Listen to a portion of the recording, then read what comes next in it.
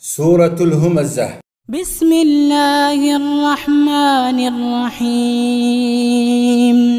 waxaan ku bilaabayaa magaca Ilaahay ee naxariista guud iyo midda gaar ahaaneedba naxariista.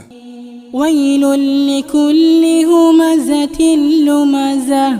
hoog iyo halaag wuxuu u sugnaaday mid kasta oo dadka xanta oo ceebeeya. الذي جمع مالا وعدده. kaasoo aruuriya xoolaha kadibna tirtiriyay. يحسب أن ماله أخلده. wuxuu u malaynayaa inay xoolihiisu waarin. كلا لينبذن في الحطمة. saas ma aha ee waxaa lagu tuuri xutama burburiso.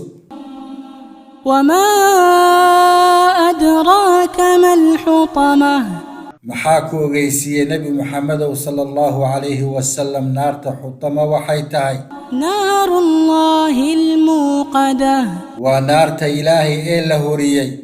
التي تطلع على الأفئدة.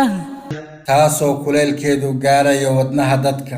إنها عليهم مؤصدة. naartaas waa mid lagu dabooli gaalada. في عمد ممددة. waxay ku sugan yihiin kuwaasi tiirar naara oo la fidiyey dhexdeed.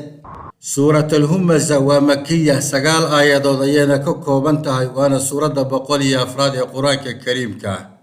suurat alhumaza waxay caddaynaysaa hoogga iyo halaagga u sugnaaday qof kastoo ku mashquula xanta dadka iyo ceebayntiis iyo qof kastoo xoolihiisu ka mashquuliyaan xikmaddii loo abuuray.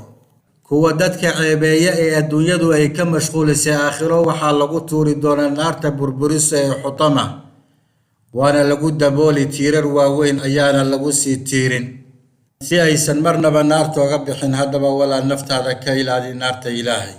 المسلم من سلم المسلمون من لسانه ويده أيوير النبي عليه الصلاة والسلام. قفك مسلم كوا قفك عيدتك كبد بادان قعنتي سي عرب كيسه. هذا والله أعلم. صلى الله على نبينا محمد وعلى آله وصحبه أجمعين.